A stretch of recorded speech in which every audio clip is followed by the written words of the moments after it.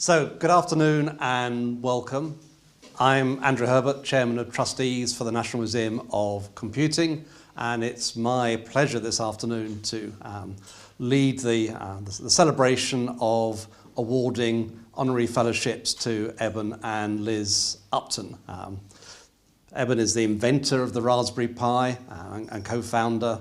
Liz is the one behind the Raspberry Pi Foundation and the community that has built, and indeed Executive Director of Communications at Raspberry Pi.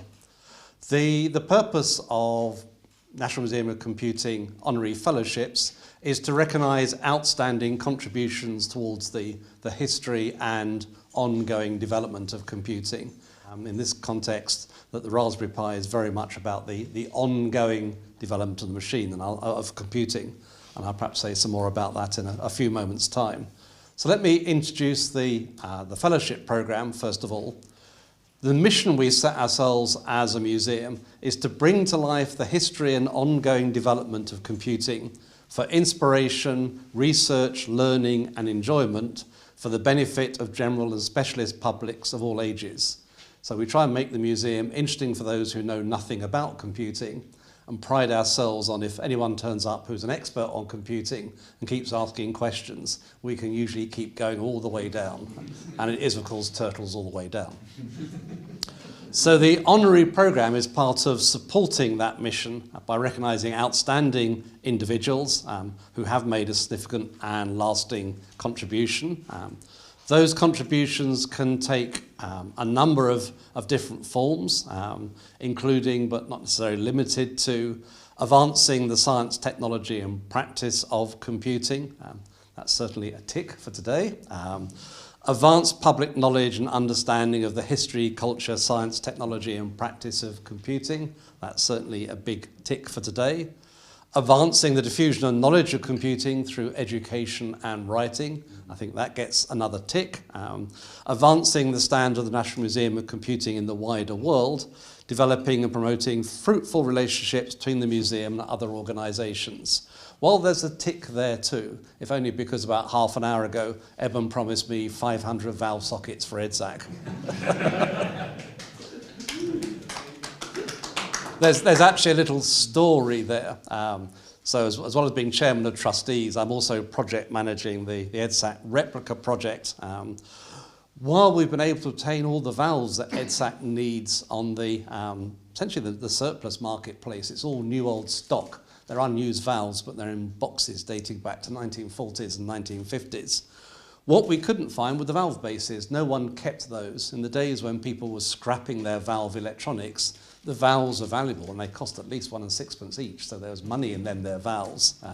Whereas the bases they plug into, well, I don't know, 10 a penny or something like that. So people scrapped the valve bases, and now actually they're the things that you'd be quite happy to pay £10 each for. You just can't obtain them.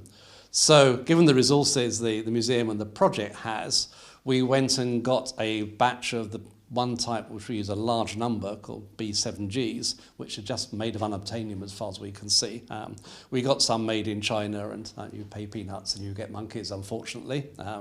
They have been one of the least reliable parts of the machine, and when Eben visited here, about a year ago now, I suppose it was, I was whinging about this, and he said, oh, we've got people who can sort that, and I'm pleased to say it is sorted. So we're going to get a supply of properly made ones to replace some of the weaker ones in the machine. So I think you can actually claim a tick in all 4 boxes. So well done. You may well be the first of our fellows between the two of you who can manage to tick all 4 boxes.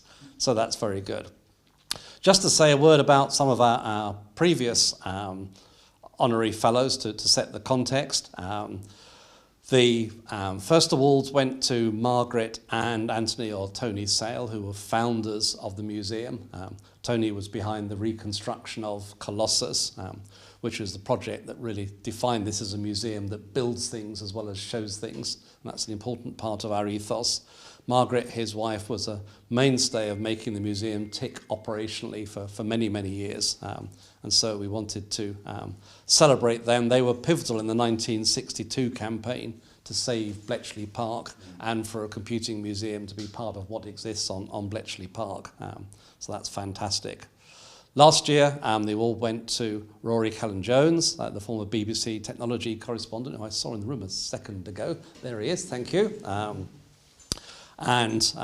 Recognising his contribution to the public understanding of computing, and enjoying your book published last year on the impact of smart devices and social media and so forth, which is a good read. Copies are still available in the bookshop just behind you. I'm sorry? Signed if you want. Signed if you want, absolutely. The unsigned ones are more valuable. As you see, we have a very robust relationship with our honorary fellows. The fourth in the sequence, Professor Brian Randall, Professor Emeritus of Computing at Newcastle University. In fact, in my own research career, it was a toss-up between Newcastle and Cambridge. And if Cambridge hadn't got on with making me an offer of a place to work in the systems group, I would have been a Newcastle computer scientist. Brian was one of the first academics to really start looking at the history of computing seriously. And it was, in fact, Brian who unearthed the first picture of Colossus to escape into the public, and wrote to the government of the day, the Heath government, saying, "Can you please tell us more?" And they said no, and he took that as an incentive to keep asking. The result you can see across there with the reconstruction of Colossus. So why are we giving the award to Eben and to Liz? Well, in a relatively short time, they've both had an enormous impact on the lives of millions of people, and furthered the field of computing for generations to come. It's not just the Raspberry Pi machine. The spectacular thing, I think, is the community of programmers they've created, and the vibrant global network of computing enthusiasts that's been built around the machine, and all the associated educational resources, the companies that supply bits and bobs to add on to your Raspberry Pis and so forth. I had a little count of how many there are in my house. There's one pretending to be a PDP 1170. There's one pretending to be a PDP 8. There's one pretending to be an Elliott 920M, and next to it another pretending to be a Jaguar aircraft, though a very simplified version thereof. There's one driving a paper tape reader to get the software in for the others. And there's probably a couple more sculling around as well. I used to tease people when they're coming around the museum to guess how many microprocessors they had in their house. Now, just ask them how many Raspberry Pis they've got in their house, and it's surprising how many people do indeed have them. So that story began in 2006 with the phone ringing. Sorry, let me get rid of that. So let's go back to 2006. I was a little bit involved. At that time, there was a growing concern, particularly in university computer science departments, that schools weren't teaching computer science. If the kids were learning anything about computing, it was kind of spreadsheets and word processing. And the whole kind of practical side of programming with computers, understanding that computers can control things, that was being completely overlooked. And many of us who were in that conversation had happy memories of the mid-1980s when we'd been playing with things like the BBC Micro, and that has spawned a whole generation of people who were keen on computing. And so there was a conversation involving folks from industry, I was with Microsoft at the time, folks from academia, about how could we recreate that kind of environment, recognising we were now in the 2000s. And that's when the Raspberry Pi was created. Since then, I think the first target was 20,000 to sell. And you're now, sorry? 2,000. Oh, 2,000. So you've sold about 45 million so far? 50, yeah. See, I'm off by a factor of, absolutely. I'm off by 6 orders of magnitude in how many I should have in my house. So the issue the Raspberry Pi has addressed was that the computers of the 1990s, the laptops and the desktops and so forth, just weren't inspiring people to be hobby programmers. So while developing the cheap and easily accessible single-board computer was the foundation of the Raspberry Pi's success, Liz's work in founding the Raspberry Pi, you didn't really find it, you founded it, tongue-tied, creating a huge global network community The figure I've got here is today 300,000 young people across the globe participate in weekly volunteer-powered coding clubs, magazines, online resources. It's incredible what you've achieved and the enthusiasm you've created for computing. So in creating the Raspberry Pi and the foundation, Liz and Eben have followed a vision that's very much aligned with TNMoC. They're very much looking forward, but we look forward as well as behind us. It's one of the things I find when I talk to other people in the museum world. Their world kind of stops 40 years before today because it's history and that's the story they tell.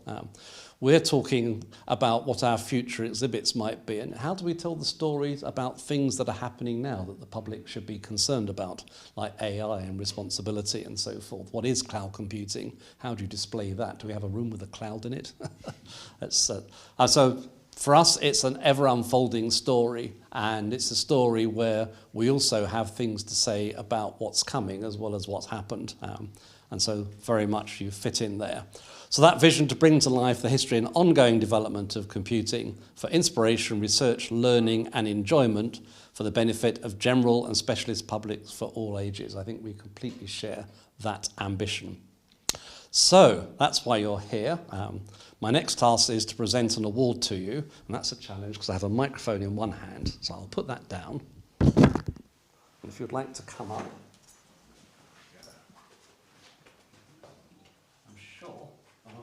Slide out of their boxes. It's my pleasure to present you both it's with heavy. your Thank you. fellowship awards. It's a lump of uranium. Yeah, that's nice. So we shouldn't put them next to each other. No banging them together. Yeah. Oh, there we are. Oof. Whoops. Oh, It's lovely. there we go. That's yours. I know, yes. Yeah, that's got your name on. I know, there you that go. was- I know. Keep your uranium away from my uranium. There we go. That's good. That's good. Lovely. Thank you. So I believe the image, rest was Kevin, garnished. is one of the stacks of chips out of the ICL 2900 range. Oh, that's super cool. It's an ICL design chip, although manufactured by Fujitsu at that stage. Oh, this is one of the things that we saw out there that we were Yeah, asking we Peter find a real about. one. Yes. I'm sure Yes. I brought you back. Oh, this is lovely. Yes. Oh, thank you very much. Should we? Right, sorry. Yeah. So. Right, let's. Why don't I do the standing in the middle? You do the stand middle thing. There we are. So, Are we all smiling? there we are. So the Well, next thank part you. of proceedings is to invite both of you to give a talk on your respective contributions. She's going first. She's going first. Apparently I'm going She's going first. first. Right, There you okay. go first. Go on. So I Well, will- only because my talk says so. Liz just went first. So it's. Does it? Okay. Right. I'm mic'd up already, so I'll. Very good, so I'll come out the way. Thank you. That's good. You see, the thing is, when somebody asks you to talk about yourself for half an hour, that kind of sounds reasonable, and then you turn your brain on, and you realise that's about 4,000 words of copy, and that's quite a lot. I write for a living, done it for years, and the hardest thing to write about and talk about is yourself. So I asked my colleagues on the comms team at Raspberry Pi if they felt like helping, and they are rubbish at that. So somebody said that interpretive dance would be a good idea to round out the time. Somebody reminded me I had a really, really good story about the time I made a really crap hot air balloon that looked like a doodle bug, floated across some garden fences and nearly scared a little old man to death. Early 90s. Apparently that would make a good speech, said my friend. He's rubbish. So I'm not going to start with dancing or ballooning. I'm going to talk about how somebody who had a background that's a million miles away from the sort of technological environment we see in 2022 ends up starting a company that makes, well, 50 million of anything, let alone computers, and why this is the best job in the world. So you wouldn't be in this room if you didn't know something about Raspberry Pi. Little computers, about that big, green. I'm going to guess most of you have got one at home, so I'm not going to go into that. Raspberry Pi came into my life in 2009 when I'd already been married to that guy over there for a while. In fact, I ought to start about talking about what circumstances led to what's been a very powerful and effective business relationship as well as a 25-year personal relationship. 24 years. That's a lot. The best fun. So I grew up quite near here. My parents live about 20 miles that way, I think. Is Upton that way? I'm guessing it's that way. So my dad's from China via Malaysia and was a first-generation immigrant. He became a GP, married my mum, who's from Lincolnshire. And they were the epitome of the 1970s aspirational immigrant family. Mum came from a very deprived background. My dad's earliest memories are all about civil war in China, just before the communists got to their family's village. And the thing about 1970s aspirational parents is that they had some really set ideas on the shape of the world of work, especially for girls. So my dad's a doctor, former doctor, and really the only careers that either of them recognised as, well, valid's not the word, but perhaps safe is, were the sort of public sector professions where you can get a nice pension, job security. You know, so want to be looked after, want a job for life, be a teacher, or a doctor, or a dentist. So all of my cousins are dentists, no gum is safe. So with that sort of life roadmap in mind, I got sent to this terrible evangelical girls' boarding school near Bedford, which got shut down in the mid-80s for some really pretty spectacular fraud and mismanagement just the year before my GCSEs. I mean, the place was geared towards turning out nice, tidy little wives who could sew prettily and play tennis and cook. And it was remarkable, really, given it's 1980s. You think things had moved on by then. They really hadn't. And I am not a tidy, nice little wife. I'm an aggressive, foul-mouthed perfectionist. And I have significant problems with other people's rules.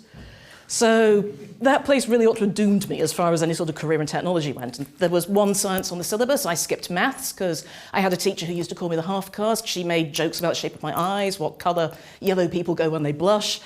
The IT lessons were a typing course, and I am very lucky there was a library in Upton. And I'm lucky that my parents sent me to a music school in Bedford on Saturdays where I met people who were strongly analogous to human beings. One of them actually was a boy a couple of years older than me who was studying further maths at A-level, and he coached me through the whole GCSE maths syllabus so I didn't die on my arse. I don't know where Jeremy is now, but without him I wouldn't be here today. So anyway, school shuts down. It's the making of me. I went to a sixth form in London. I got great A-levels, and I discovered there's a lot more to adult life than needlework or home economics. And it did mean I didn't have a great preparation at all for the broader world of business, entrepreneurship. But actually that kind of had massive positives for Raspberry Pi because it meant that my career was, let's be polite, extremely eclectic at that point. So I was playing the cello in touring orchestras in the summers up and down the south and east coasts. I had a choral scholarship in St. Martin in the Fields. I ended up being a regular on movie soundtracks. I did the first Harry Potter movie and the first of the Lord of the Rings movies. I ended up with a very weird niche singing in little groups at parties that the Queen threw at Buckingham Palace. And you don't actually make enough money to eat doing that. So I was also a waitress. I was a PA for a family that turned out to be mafia adjacent, which is a story for another occasion. I worked in shops. I worked in banks. I set odds for a betting company on the Tour de France. And most of my friends were physicists and they were computer scientists and engineers. And I discovered that although I'd missed a lot at school, there was a lot to learn that was actually really, really tractable. So I ended up with a good grasp of a lot of what we delighted over when I was younger. I learned to program. I found out I really, really like electronics. I learned to solder. I spent more of my spare time than I would have expected making hovercrafts out of vacuum cleaners, which actually turned out to be quite useful. So I went up to university a bit late. I was 21 because I was busy singing. Got a law degree at Cambridge. I met Eben. I got a law degree because my dad was still very, very insistent on the whole profession for life thing and was quietly appalled by my attempts to make a career in classical music. And I realised at that point that if I was going to have to practice law, and I am terribly sorry because I wrote this earlier, I didn't realise there was a lawyer in the room, I would have to work with lawyers. And it was a person who's now a lawyer who nicked my notes 2 weeks before finals, and it was a person who's now a lawyer who was selling cocaine on my staircase and having stand-up hair-pulling fights in the bar, and then went on to specialise in family law. So you know, I'm not a fan. But I had always been a good writer, so I ran into the arms of publishing as fast as I could, and I was still singing in the evenings, and that was great. You know, found a first job at a publisher that really, really cared about quality in everything. The words themselves, the edit, typesetting, design, production, and that attention to detail and quality has informed every single thing I've done since. And it turns out that a bitty, varied background actually turns out to be great preparation for encountering the massive range of purposes that people put Raspberry Pis to, and the weird and brilliant mix of people who make up the community around Raspberry Pi. So later jobs in publishing, especially when I moved back to Cambridge to get married and ended up in the third sector writing learning materials for government programmes. There was a really good demonstration that there's an awful lot of mediocre out there. And I'm going to lean into some Chinese stereotyping here. Confucius says that if you're in the company of two men, you'll learn something. You pick out the bad points of one and imitate them, and there's the good points of one and imitate them, the bad points of the other and correct them in yourself. So good and bad employers in the same field can teach you a lot about how to build a business of your own.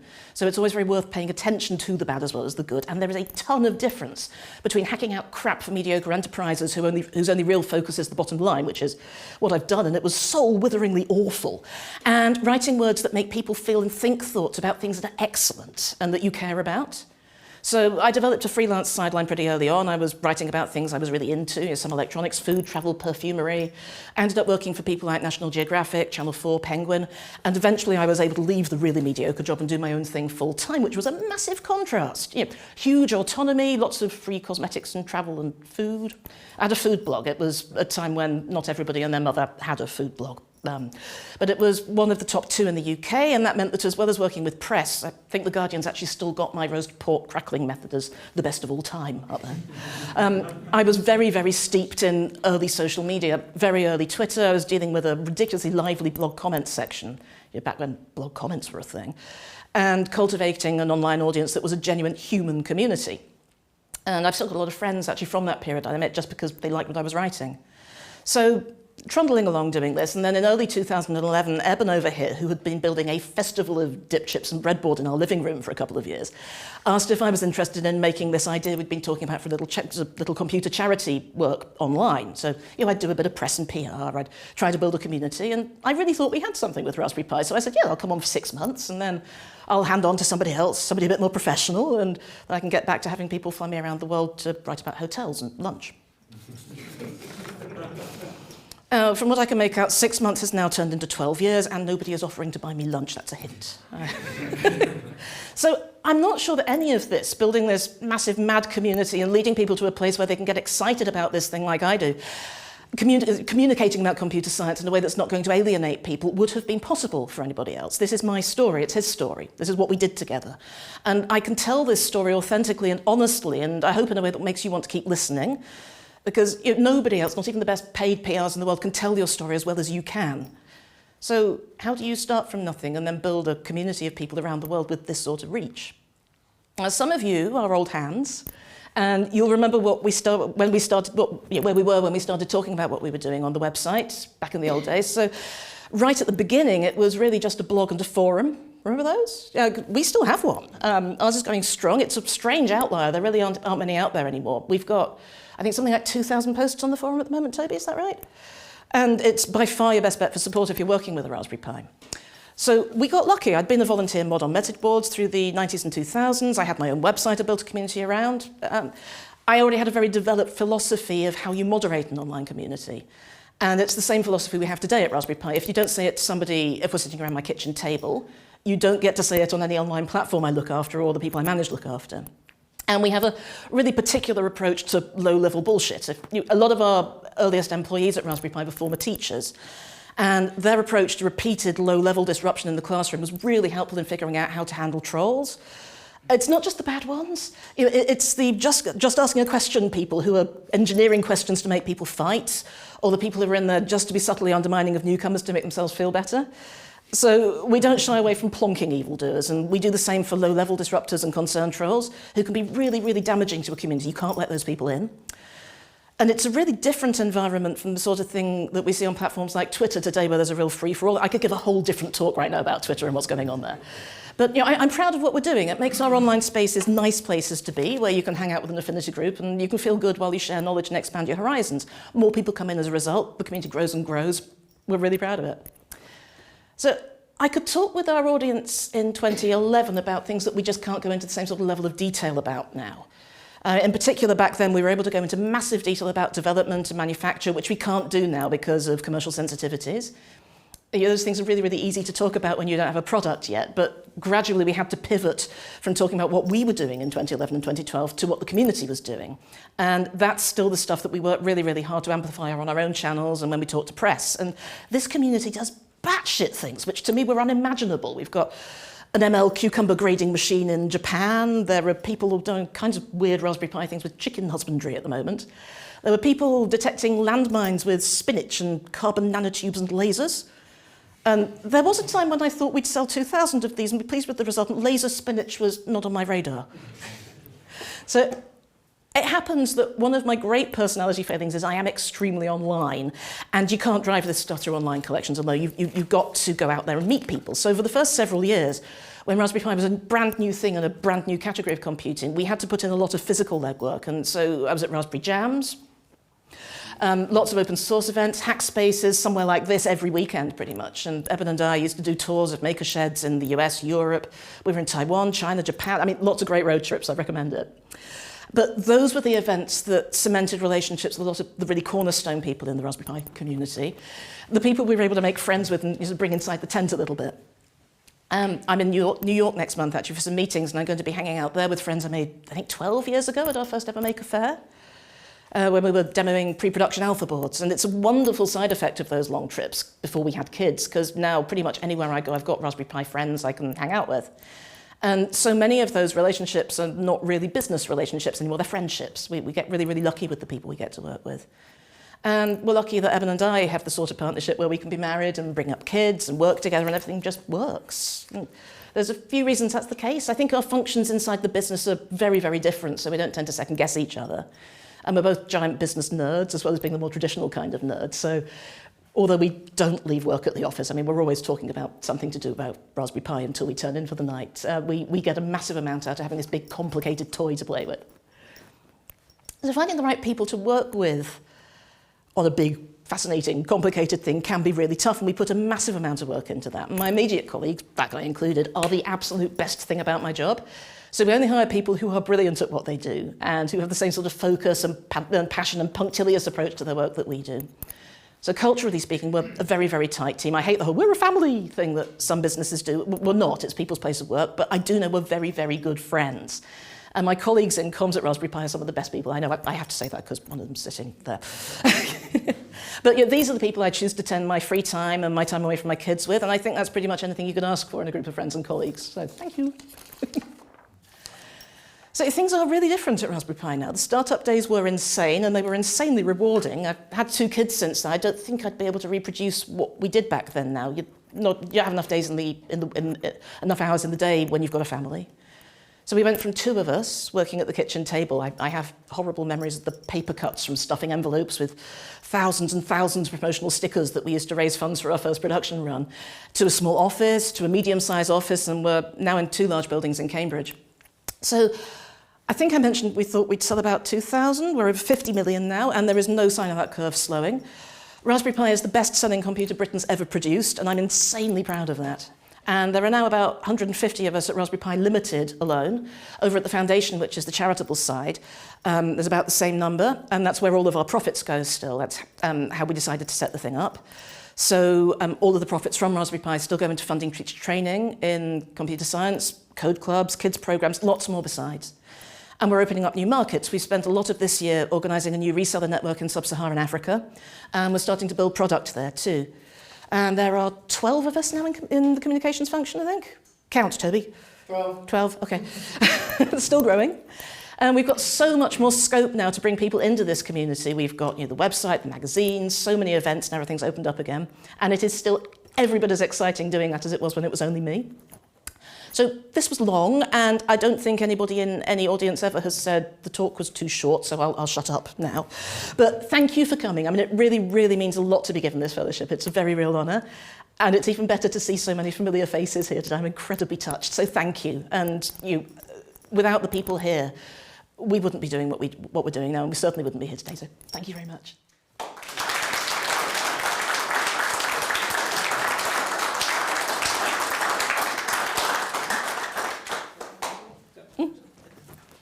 I think we'll do questions for both at the end, because there'll Sounds good. even be complimentary answers. You know. We could fight. Might just read this one again, actually. Yeah, that's good. It's better than mine. Well, hi everyone. It really is wonderful to be here. I mean, I think I'm still going through that phase where it's wonderful to be anywhere physically, but this is just this is something else. So I'm Eben, and like my wife Liz, I am a founder of Raspberry Pi. I'm 44 years old now, and I've been programming computers since I was about 10. And I got my start, like I guess a lot of us here, on the BBC Micro, I moved onwards and upwards to the Commodore Amiga. I'm a fellow of St John's College in Cambridge. I run a business which is headquartered in the Maurice Wilks building, again in Cambridge, and I did once have the good fortune, a very good fortune, to sit next to Professor Sir Maurice Wilks at dinner at college. So a museum that's full of 8 and 16-bit home computers, that's also home to the world's only working EDSAC rebuild, is sort of my natural habitat. Professionally, I'm a graduate of the rather infamous, notorious IBM pre-university program run by the equally infamous and notorious Ian Nussey out of his Warwick Development Group. I founded and sold a couple of small games companies in the 1990s and early 2000s. And in 2006, I joined a silicon company called Broadcom, based in Southern California. I joined their Cambridge office, and I worked there as a chip architect for 14 years. At the point I left, I'd been there for almost a third of my life, before I blended across into running Raspberry Pi full-time a few years ago. As so often in the history of Raspberry Pi, Liz has actually done most of the work here. So I'm going to talk kind of briefly. I'm going to keep this as brief as I can. I'm really just going to confine myself to really a few general comments about the engineering, the talent management, and some of the commercial work that we've done as a team that's made Raspberry Pi a reality over the last decade. I built the first thing that you might call a Raspberry Pi. Liz referred to dip chips on the living room floor. I built the first object that you'd refer to as a Raspberry Pi back in 2006, shortly before I joined Broadcom. Some of you may have seen a picture of it on our website. It's about a 10 by 30 centimeter piece of VeriBoard. It's got an Atmel microcontroller, an SRAM chip, and a couple of 74H series buffers for driving the display, and that really is about it. It took its inspiration from the venerable Sinclair ZX80 and ZX81, generates its video addresses in software, and only actually executes real software during the horizontal and vertical blanking intervals. And in terms of performance, this first Raspberry Pi, the 2006 era Raspberry Pi, it's very much like the last generation of British designed computers that you'll find here at the museum. Hundreds of kilobytes of memory, a few MIPS of CPU performance, a low-resolution display output into the SCART connector of an analog television. And if you squint a little bit, I think you can just about convince yourself, just about imagine that it met those classic Raspberry Pi design goals for an educational computer. It was robust, cheap. I'm generally not allowed to use the ch word in front of Liz, but let's see. I think affordable. That was the word I was looking for. Yes, but we are mostly among friends here. Programmable and of course fun. But that early object was very different, even from the Raspberry Pi 1 computer that we went on to launch in 2012, let alone the Raspberry Pi, today's Raspberry Pi 4. And I think the dimensions in which they differ speak to some of the core technical values of the Raspberry Pi program and of the Raspberry Pi team. So I thought, let's just take a quick look at these dimensions, which I'm going to call performance, openness, and control. I'm going to want to look at the ways in which these three goals support each other and the ways in which, sometimes they're in a little bit of tension. So first and most obviously, there's a vast performance gulf between that early object and the modern Raspberry Pi world. Conservatively, there's something like a 1,000-fold on towards a 10,000-fold increase between the 2006 era prototype and the 2012 era launch product. That improvement was driven on the supply side by the availability of Broadcom silicon on a then pretty advanced 40-nanometer process node, and by the transition from a simple 8-bit AVR CPU to a relatively capable 32-bit single-core ARM processor. On the demand side, of course, over those 6 years, we'd come to realize that it was going to be very, very hard to meet our goal of fun. We've always wanted, Raspberry Pi has never been supposed to be like taking your medicine. It's never supposed to be something that sits there in your house and it is there to be good for you to learn to program. It's supposed to be something that's fun, like my BBC Micro was fun. So it was going to be hard to make a fun object, which was so vastly inferior in performance to the PCs and the smartphones and the games consoles that children were exposed to elsewhere in their lives. Of course, the performance increase. So we delivered this big performance increase. And of course, those performance increases didn't just stop in 2012.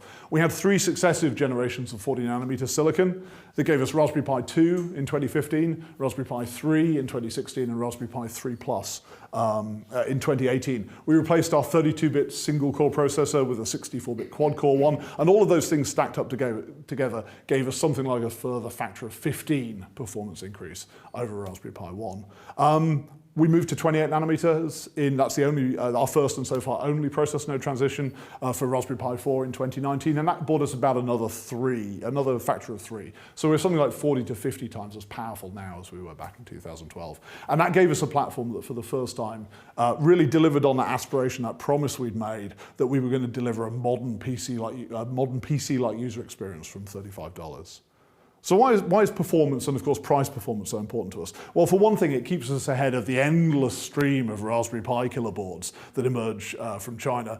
The network benefits of the Raspberry Pi community that Liz was speaking about and the investments that we make on the software side do give us some protection against this endless assault. But in the end, there really is no substitute for faster, better, cheaper, and often. And of course, for our industrial customers have become an increasingly important part of the Raspberry Pi ecosystem over the last 10 years. For our industrial customers, the promise of future, faster Raspberry Pi computers, married to the continued availability of today's and in fact yesterday's hardware, is a key reason for them to invest in the Raspberry Pi ecosystem. So that was performance. What about openness? Well, where performance is a really very straightforward concept, it's almost a scalar value. I guess openness is something of a multi-headed beast. And I should perhaps start by saying what we don't mean when we talk about openness. We are absolutely positively 100% not talking about openness in that kind of Stallmanite sense of some moral duty to give away the source code for your software to your customers. For a lot of people, I think it has, certainly in the early days of Raspberry Pi, for a lot of people, I think it was just a natural assumption that the makers of the world's most popular Linux microcomputer would subscribe to that particular worldview. And from time to time we meet, and we have fun interactions with people as they come to terms with the fact that really our primary interest in openness at Raspberry Pi is a utilitarian one. We care about free or open source software pretty much solely to the extent that it lets us build a better platform for our customers. And for me, I guess the genius of the free software movement and of the GNU public license in particular is not that it's established a new relationship between the producers and the consumers of software, but that the requirement for reciprocal licensing of changes has established this new relationship between the producers themselves, which is based on enlightened self-interest.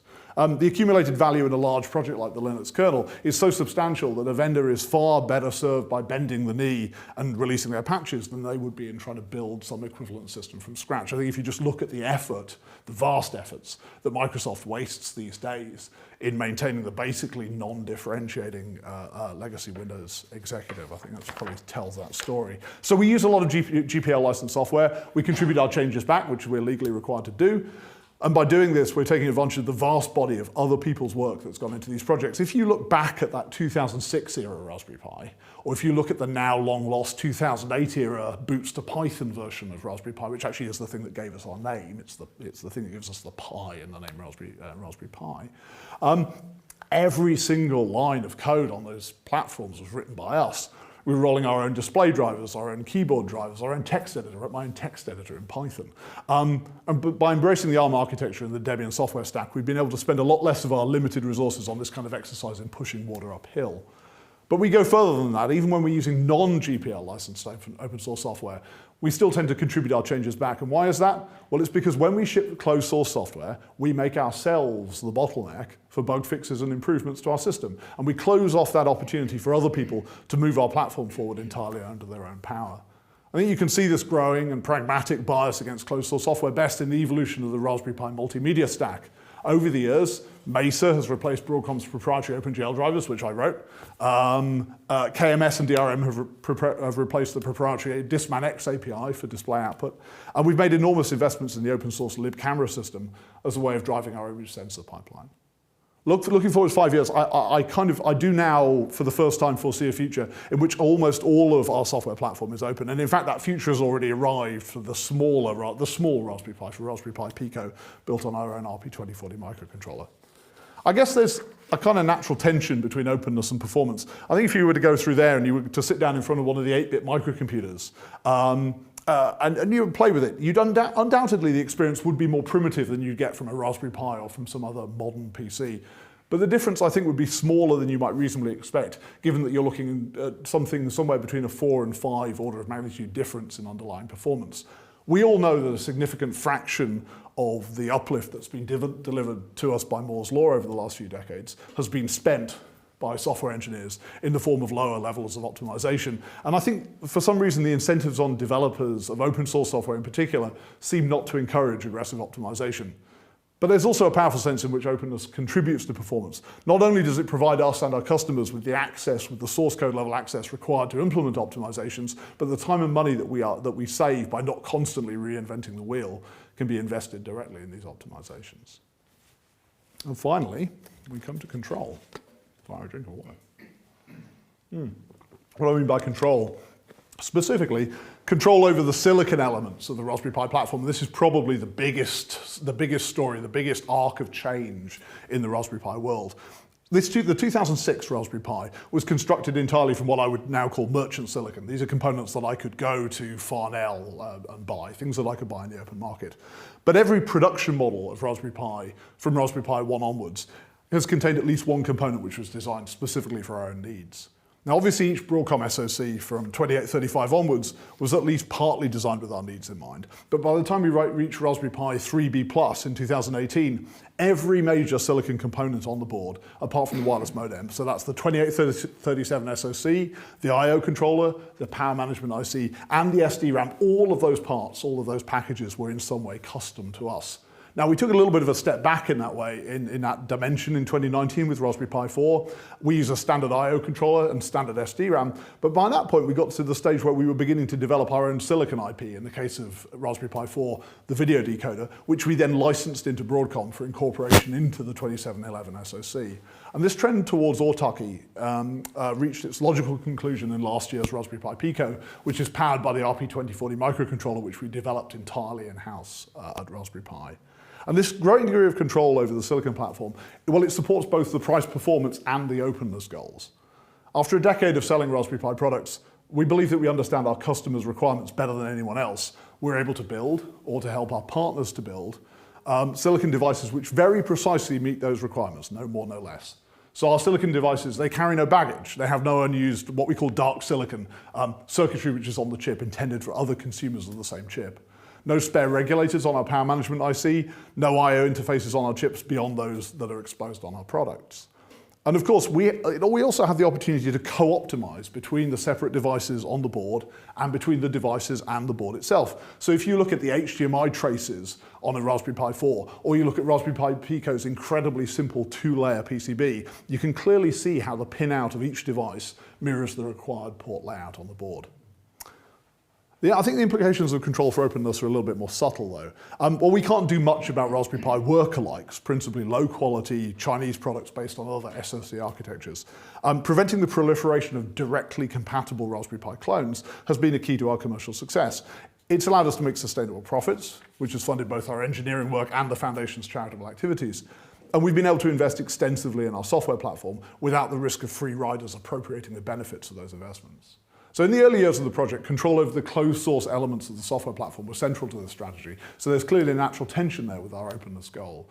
But as we've gained greater control over the silicon platform, so we've been able to progressively open up the device software stack without sacrificing these barriers to cloning. And as I said earlier, Raspberry Pi Pico, with its completely open hardware design and software stack, probably represents a vision for the future of our Linux-based Raspberry Pi devices.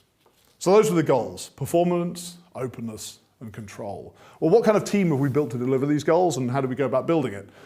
Today we employ almost 100 people at Raspberry Pi, of whom about 40 are engineers. Now, alongside them, we have roughly 10 full-time external engineering contractors. So all the Raspberry Pi products that you can see today, and of course plenty that you can't see yet because they haven't launched, have been built by a team of about 50 people.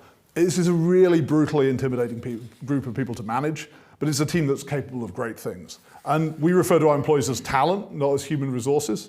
And in recruiting them, I think we've tried to emphasize 4 key attributes. Well, first and foremost, interestingly, we value seniority. While we do work very hard to bring in new talent at the graduate level. The average age of our engineering workforce is nearly 50, and we have a number of senior staff members in their mid-60s.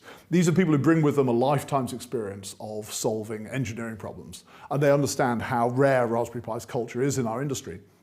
And we've seen great success in pairing these senior engineers with fresh graduates, with one providing experience and with the other one providing energy and a fresh perspective. Next, we really do rely on familiarity in our hiring. Of course, we're looking for the most talented engineers, but we don't honestly believe that we can detect that talent particularly well in an afternoon's interview. So until very, very recently, we were really only hiring people we already knew. And whether that's someone that one of us knows from a previous job, or whether that's a former intern, it's that depth of familiarity that helps us distinguish a great engineer from a merely good one. I think our workforce is notable for its lack of managers. Engineering management is hard, and recruiting or developing engineering managers is hard.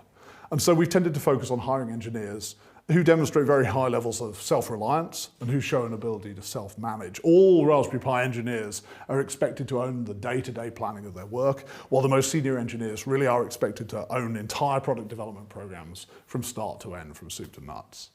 And last but very much not least, absolutely not least, we want to employ decent people. I'm sure we've all experienced that sinking feeling when there is somebody, the behaviour of a colleague makes you not want to get out of bed and go to work in the morning. And we've worked very, very hard to identify and exclude these people from our workforce. And again, the emphasis on familiarity really helps here. We acknowledge that by doing that, we're reducing our pool of available hires, but it's paid off in spades. And it's allowed us to build a cohesive team that can do incredible things on very short timescales. So Raspberry Pi really is a talent business. We have a distinctive and high-performing culture. And everything I've said here about engineering applies equally to the other functions in the business. We aspire to, and I think we do, have the smartest, leanest, friendliest communications team, commercial team, finance team, retail team. We aspire to treat talent better than anyone else. And in the end, we aspire to be a great, if not the greatest place to work in our industry. Throughout the first decade, we married our distinctive engineering philosophy and our distinctive talent culture to an equally distinctive business model. From 2012 through to the launch of Raspberry Pi Zero at the end of 2015, we operated purely as a licensing business, designing hardware and software products, maintaining the Raspberry Pi brand, and licensing these assets to our two partners, RS Components and Premier Farnell. And this approach, which I would describe it as distinctive, but you may recognize it as being a very similar approach to the one adopted by another Cambridge company, ARM. This approach brought us several benefits. Our licensees were multinational companies, so from day one, Raspberry Pi had global scale. The British computer companies represented in the museum's collection often struggled to grow internationally. Acorn in particular was almost broken by its attempt to break America, but this was never a problem for us. You could buy a Raspberry Pi in South, it wouldn't get delivered for 6 months, but you could buy a Raspberry Pi in South Africa on day one, on the 29th of February 2012. Also, it allowed us to grow without requiring access to capital. Conventional manufacturing businesses must pull in external funding to cover their working capital requirements as they grow. But by allowing our partners to shoulder this burden, we avoided the need to dilute the foundation stake in the growing trading business. And finally, it allowed us to grow our business fast while growing our workforce slowly. We'd sold almost 1 million computers by the time we took on our first salaried employee. We took her on a while before that, before we started paying her. And until 2019, our finances were so simple that we got by with a 2-day per month. It seems just incredible to me, this. Until 2019, our finances were so simple that we got by with a 2-day per month part-time finance director. It's just staggering. A very capable, very talented guy, but 2 days a month. This lack of urgency in hiring, really, I talked about our standards for talent. This lack of urgency in hiring was really the key to allowing us to do that, allowing us to be very, very discriminating about who we hire. But all good things come to an end. Raspberry Pi Zero was our first toe in the water as a conventional manufacturer, and the year since 2015 has seen a steady increase in the fraction of our business which goes through what we call the direct channel, machines we make and sell ourselves.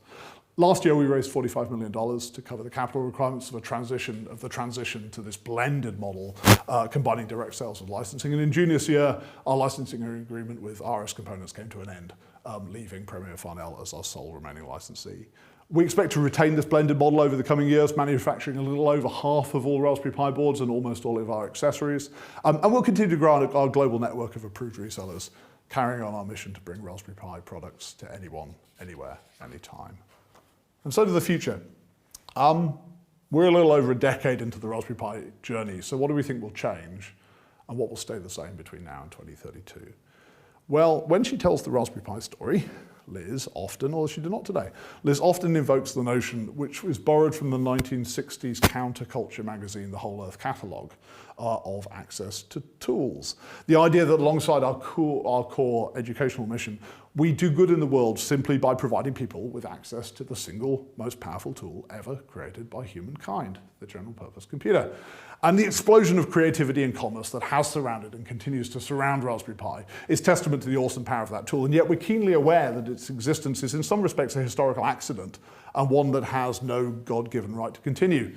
So as we head into our second decade, I think you'll see from us a renewed commitment to the provision of general purpose computers to people all over the world.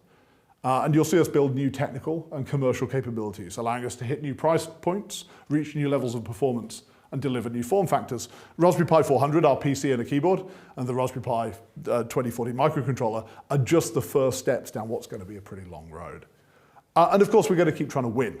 All too often, the history of the British computer industry as told here in the museum is one of awesome technological achievement married to abject commercial failure.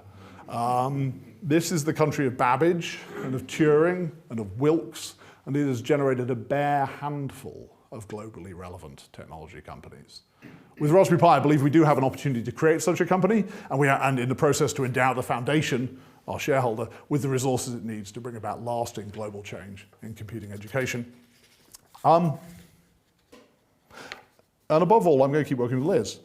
I can't adequately convey what it's like, actually, to meet somebody and to fall in love and to get married and to think you know everything your partner can do after a decade or two, or decade and a half, and then to discover that they have this hidden talent for something that barely existed when you first met in 1998, and then to watch them use that talent to build something incredible. And from stuffing envelopes at the kitchen table to 50 million computers, neither of us could have made it work without the other one.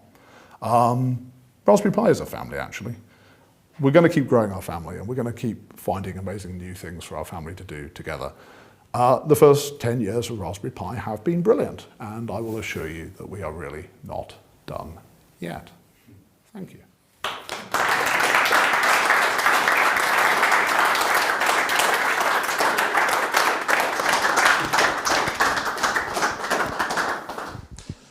Thank you, Evan. Thank you, Liz. What an amazing double act, and indeed. Should really just given them one thing to share rather than one each, because it's not a team, it's an entity working together. We've probably got a few minutes to take a couple of questions if anyone would like to ask leading a question. Why don't you just plant yourselves on the seats, and if I plant myself, share water. You can share a water. No, sorry, I've had some water. I also had some water. Oh, thank you. No, I've had We've got the same germs. It's okay. I've had water. Don't think we want to go too far down that path. Tony, you have a question. Let me give you the microphone and then... Thank you very much, Eben. Obviously, your company relies on huge amounts of production, and of course we know that there's been this global component shortage, and I wonder if you've got a few sentences to say about how you've been coping with it. Glad tidings of great joy, time of year.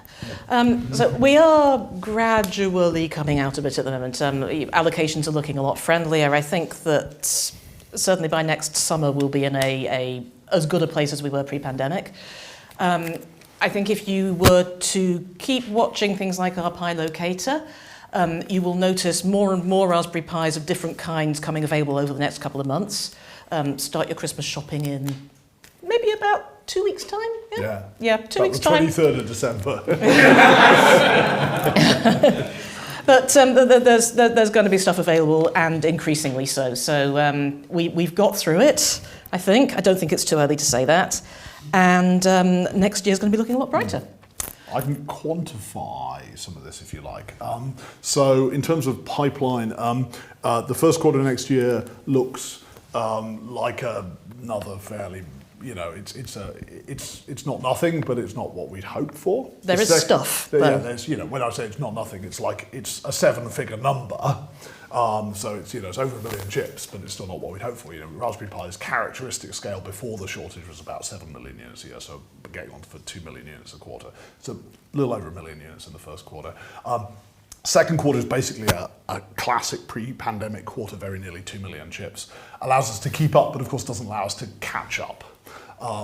Third quarter onwards, complete embarrassment of chips, just insane quantities. I'm going to be doing that interpretive dance then. Yeah, there you are. Yes. Yeah, we'll all be doing the interpretive dance then. In terms of this month, between now and the 23rd of December, we will get about 100,000 units of Raspberry Pi into the consumer channel. Now, one of the challenges has been the starvation of the consumer channel as we've had to hunker down and keep our OEM customers alive. We have about 100,000 units that are going to go in between now and Christmas. Quite a lot of 3A pluses, as I was just saying at the start there. Quite a lot of 3A pluses. 3A plus is interesting because it's a great project it's a great product for hobbyists, but it doesn't have a large industrial customer base. And So if you are a hobbyist using zeros, think of it as a supercharged zero, and you can use them in those projects. It's a big old super zero, and weren't you doing a new magic mirror, Toby? Yeah. yes, so it doesn't just get hoovered out of channel by desperate industrial customers. And we're also making sure that we're giving the bulk of the stock to the resellers who can enforce one per customer, because there are people out there scalping. So it'll be your Adafruits and your Pimmeronis. I think Pi Hut are doing one there, aren't they? Berry Base. Berry Base, Yeah. QB, I think. QB, Yeah, there's a list anyway. So it's about, of that 100,000, there's probably 40,000 at 3A pluses. There's maybe 20 to 30,000 zeros of various sorts, and 20 to 30,000 Pi 4s, pretty even mix of 2s and 4 gigs. So they are going to be out there. And then in increasing numbers? So there'll be a period of good supply. I think we'll then have the next quarter. I would expect 0 to be in pretty good supply, actually. Yes, it's weird. They're sort of coming back in reverse order. So, so the lower powered things are coming back first, and then gradually you'll find yourself working up to Pi 4. Yeah. So I think the second quarter, kind of something like normality. The second quarter, it will only be abnormal because there'll be continuing anti-scalper process in place. The actual underlying supply is fine, but the scalpers will grab them all if we're not careful. So that's probably then third quarter we will. I don't want to say this because actually what I really want to do is I really want the scalpers to have a very unpleasant time at the point where we transition out. So I should elide this, right? Because my dream is that the scalpers will end up holding enormous quantities of inventory that I'll then have to get rid of at a loss. But yeah, I would expect the volume of silicon and production capacity that we have in Q3 should be enough to burn through any conceivable quantity of scalping, which is going to be great. Back to normal. Yeah. So keep an eye on the website. I think around the 12th we should be able to make an announcement about where things are and where they're going. It depends on when shipments come in. But we will have had pretty much exactly 2 years of abnormal market conditions, which is just nuts, right? It's the worst thing. And you've sort of done this by offering large contracts to the component suppliers, have you, or what? We have negotiated with our component suppliers. Let's steal the micro back from you, Toby. Do we have time for one additional question? Rory. Liz, I love what you said about building the community. And as far as I can see, you just had what you described as a no BS policy, absolutely. A total intolerance of intolerance. And I wondered whether you would like to give advice to Elon Musk on how to run Twitter. Well, I kind of did that obliquely by moving our main social media presence off Twitter and onto Mastodon about 3 weeks ago. So, it's very, very tough. I mean, I think that we're all in epistemic bubbles. I think Elon Musk's epistemic bubble is a really interesting one because it's full of people who tell them all kinds of wonderful things about himself and agree with him, and it's very sort of ego-burnishing if everybody you see is doing that. He doesn't have a PR team, he doesn't have a communications team, he doesn't allow anybody to advise him on that stuff, and you can see why it's all going wrong. But so no, I don't know what I'd say to him. Have you managed at all, I mean, have there ever been times when you feared that the community could turn toxic? Or just in the very early days, I thought it was very early said about, low level kind of... Yeah, it was often on platforms that we didn't have any control over. So very early days, I had a real life stalker who came up via the Farnell forums. So we work very closely with Farnell. They're still one of our manufacturing partners. And they were running all of their social media out of California, where they had a very, very, very, very extreme free speech approach, where people could say anything on their platforms. And there was one guy there who was, he was getting in touch with the university to try to find out whether my degree was real, because he didn't believe it possibly could be, because I was a woman. And he, I think, found out our home address. 20 years we've been giving degrees to women. Yes, I know, right? Yeah, he tried to find out my home address. There were photographs of places I went, and it was incredibly creepy, and nothing we could do about it. I complained to Farnell, and they said, well, it's his right, it's his freedom of speech. So around then, I mean, I thought of quitting. It got that bad. Eventually he disappeared. I think he died or went to prison, I don't know. But really any problems that we've had have been outside things that we have control over. How's Gamergate? Gamergate was great fun. Yeah, that was very difficult actually, because the board that we were working with at the time, who were fantastic, they were not people who were at all familiar with social media. I got sucked into that because we were talking about teaching girls to code, which apparently is threatening for some people. And the result of that was that they brigaded us by writing to the board saying I should be sacked because I was sexist by inviting girls into this hermetic male community. And some of the board members took it seriously because it looked like an organic grassroots thing made up of real people who weren't just Nazis on Twitter. It's a great game, right, which is you can sustain what looks like an exponential blow up in negative sentiment mechanically for several days, and a lot of these people, their MO was to kind of force a decision makers within that window where it looks like it's an exponential blow up, but it's actually 100 guys, right? Yeah.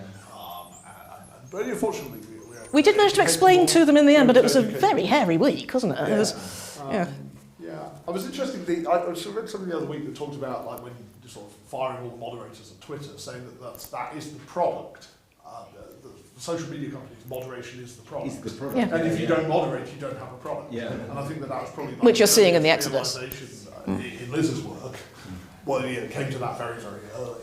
In our first party platforms, moderation is 100% the product, and it's what makes them still. You can go on our forums and ask a really stupid question, and you will get a respectful answer. Or the person who's disrespecting you is going to get a clip around here. That's good. Yeah.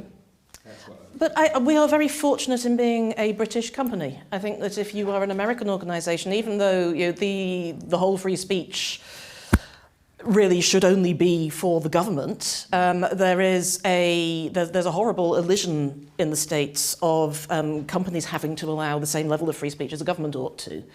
And it leads to poisonous communities. I'm sure you've all come across them. I think we've got one external question. I can steal the microphone and give it to Al. You happy to read out the question? Yep. What project has excited you the most, I believe is what they are trying to ask here. Oh, probably I already did the cucumbers. The cucumbers are my favourite because cucumbers are a bit rude, This is not very imaginative, but it's absolutely brilliant. It's the pies on the ISS. So there's a project called AstroPie, which the foundation runs.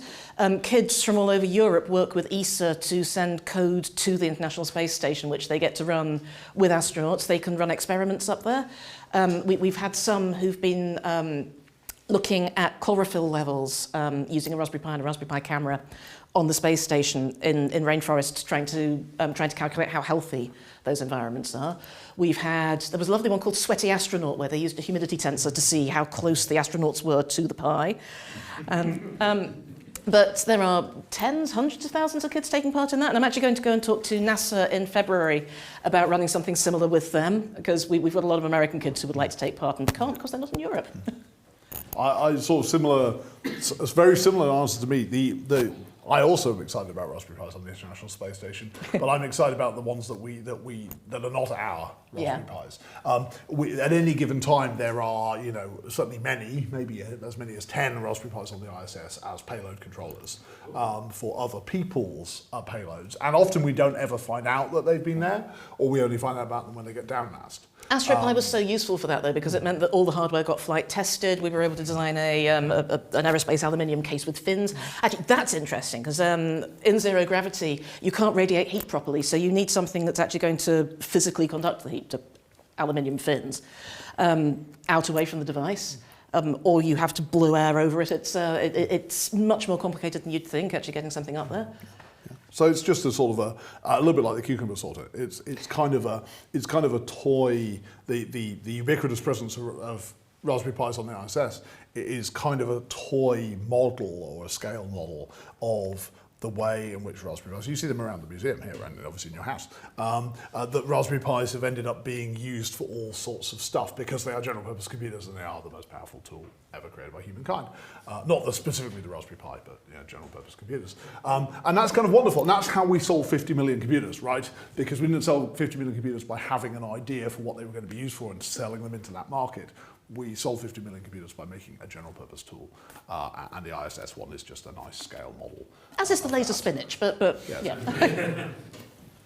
Great, I think we should wrap up formal proceedings a little bit over time. You're absolutely right about the ubiquity of these machines. I'm not an electronics designer, but occasionally want to build circuits, and the simplest way of doing that is to glue some Raspberry Pis together and write a bit of code. It seems to save on soldering, and it works. Or if it doesn't work, you can change the program. Raspberry Pi is a substitute for an AND gate. You just read two pins and have a Python script that ANDs them together. Right, so now it's a real thing that happens. I have sunk that low and used one as a shift register. So, thank you for 2 excellent acceptance speeches. It's been fantastic to hear your personal stories and how you work together in what you've created with Raspberry Pi and the Raspberry Pi Foundation. We're very grateful for what you've done and achieved. Frankly, you drive a lot of our audience here. We have a very active education program, and that's because kids are being fired up to do things with computers at school, and they want to know where computers came from and where they're going, and we can help answer them with that question. A lot of our volunteers do indeed use them in building the various tests and measurements and demonstration things that we want in the museum. So without Raspberry Pi and the Foundation, we would be a much poorer museum. So thank you very much. Enjoy your fellowships. Take the glass objects home, find a suitable mantelpiece. And I think we now go informal as an opportunity for some photo, some networking and so forth. But I think we should again offer our congratulations. Thank you and well done for all you do.